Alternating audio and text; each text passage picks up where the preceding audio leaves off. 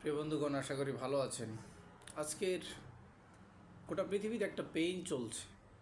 গোটা পৃথিবীটা এখন একটা আনস্টেবল, অস্থির পৃথিবী হয়ে গিয়েছে।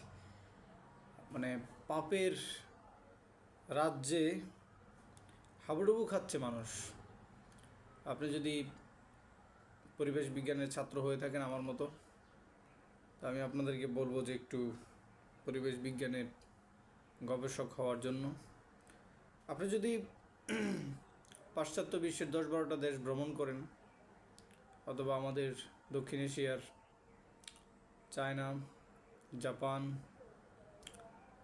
এদিকে রয়েছে থাইল্যান্ড, আর ইউরোপের ফিনল্যান্ড, সুখী দেশ, এগুলো যদি দেখেন, মানে অপরাধের যেই মাত্রা, অপরাধ এটা দুই ধরনের। একটা হচ্ছে মানুষের ক্ষতি করা, আর একটা হচ্ছে অজানাভাবেই আননোয়িংলি, মানে নিজেই নিজের অপরাধ করছে।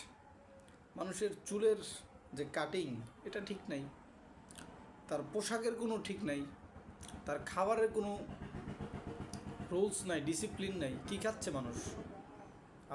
আপনি কোরিয়াতে গেলে দেখবেন যে তারা কুকুরের মাংস খাচ্ছে, চায়নাতে গেলে শূকরের মাংস খাচ্ছে।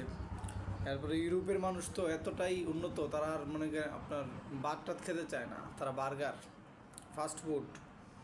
তো এই যে মানে সব ক্ষেত্রে একটা ইমব্যালেন্স বা ভারসাম্যহীনতা, প্রচুর পরিমাণে মানুষ খাবার খাচ্ছে। কী যে খাচ্ছে, খাবারের মধ্যে তো কোনো নিয়ম শৃঙ্খলা নাই।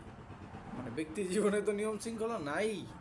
বস্তুবিজ্ঞান বা বস্তুবাদের এতটাই আসক্তি তাদেরকে পেয়ে বসেছে যে তারা মানে কী যে করছে তারা এটাও জানে না। তো এই পৃথিবীটা বর্তমানে এখন আনস্টেবল হয়ে গিয়েছে, আপনার অশান্ত বা অস্থির হয়ে গিয়েছে।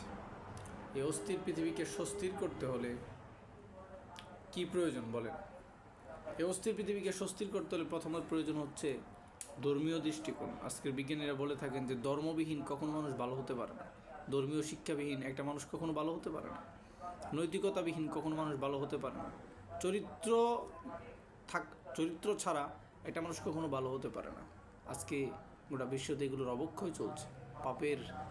পাপের তুফান চলছে, গোটা বিশ্ব স্টর্ম তুফান চলছে। সাগরের মধ্যে যেরকম ঢেউ চলে, পাপের রাজ্যে আজকে গরম। গোটা বিশ্বটাই একটা অশ্লীলতায় পরিপূর্ণ হয়ে গিয়েছে। ইউরোপ, আমেরিকা, পাশ্চাত্য বিশ্ব সবখানে শুধু অশ্লীলতা আর অশ্লীলতা, অশ্লীলতার সয়লাভ। এগুলো আমাদের ব্রেনকে বিষাক্ত করে। আমাদের আকল বলতে কিচ্ছুই নাই এখন। মানে আমরা আমাদের আকলকে হারিয়ে আমরা একদম ব্যাককল, আকলবিহীন, ননসেন্স, অথর্ব হয়ে যাচ্ছি আমরা।